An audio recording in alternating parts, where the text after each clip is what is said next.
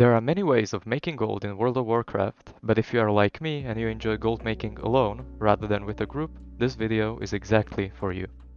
Whether you have 10 minutes or 10 hours, you can choose a material from the video, follow my recommended route, and simply post the items on the auction house once you are done. If you are a more experienced gold farmer and you know some of these methods, feel free to skip ahead using the time in the pinned comment down below the video. We are starting off with the Cataclysm herbalism farm in Oldham, following the very simple route around the oasis and gathering whiptail. Even on my medium to low pop server, the farm usually has at least one other person doing it, but that shouldn't be too big of an issue. From my experience, whiptail sells decently fast considering it's an old world material. The gold per hour will vary from server to server, but I did one loop and got 77 herbs in 6 minutes. One big upside of this farm is that you also get a lot of volatile life just from gathering. Since I already mentioned volatile life, farming all volatiles is a great way to make gold without a group.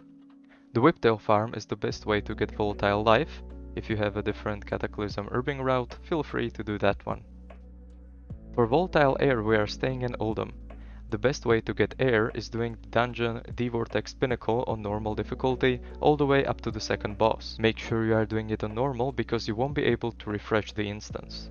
You kill all the mobs on your way, and a nice bonus is that the second boss can drop a mount if you haven't gotten it already. After you are finished with a run, which you can definitely do in under 3 minutes without a speed set, you can just jump down and you'll be teleported to the beginning of the instance. Since doing all 10 available runs in 1 hour lockout window will only take you 25 to 30 minutes, you can do a few whiptail rounds while you wait. The other 3 volatiles are all located in Twilight Highlands. A great volatile fire farm is fishing the pools of fire located around Lord Cannon. Each pool will give you 2 to 4 volatiles, and while you are waiting for respawns, I would recommend killing enslaved infernos for a 14% chance to get more volatiles. Volatile earth is farmed near Thundermar and Blood Gulch by killing obsidian stone slaves. Earth isn't the most popular volatile to farm, but if you have plenty of others in your stockpile and want more variety on your auction house, this is the spot where you farm it. Volatile water is very popular for group farmers, so there is a good chance this spot is occupied by a group or another solo farmer. When I went to get background footage, there was a group farming there, but I was still able to get some kills since the mobs are on a forced respawn. Volatiles are especially great to sell at the beginning of a new expansion, and with Dragonflight coming this year, right now is a great time to stock up on these materials. If you would be interested in a video covering what materials to stockpile for a new expansion launch to sell while everyone else is doing the brand new farms, subscribe and turn on notifications so you will be notified when that video comes out. The third farm on this list is your typical current expansion skinning. It worked in Legion, BFA, and is also great in Shadowlands. Of course, the prices of leatherworking materials have only been going down since the release, and now this spot serves as a relaxing farm if you need the materials or you are looking for stuff that will sell very quickly, usually overnight. My favorite place is the one on the screen in Bastion. You can do it on any character, it isn't contested nearly at all, and it's fun if you want to use your combat abilities while farming. Number 4 is in another skinning farm. We are located at the Isle of Giants, just north of Pandaria. This farm has a very simple route. You run around the island from one mob to another. All the mobs drop giant dinosaur bones, which are used to buy a pet and a mount, but they can also be sold on the auction house.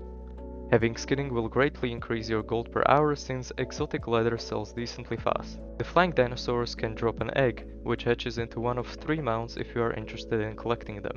If you do this farm for a while and you get enough bones to purchase the mount from the vendor in a cave on the western part of the island, I would recommend checking the prices and deciding whether you want to sell the bones in maybe under a week or try to sell the mount in the next weeks or even months. For the next farm we are staying in Pandaria in Eastern Vale of Eternal Blossoms, queuing up for the Looking for Raid Heart of Fear raid. We want to clear the first 2 rooms, killing all the mobs and leaving the instance just before the first boss spawns.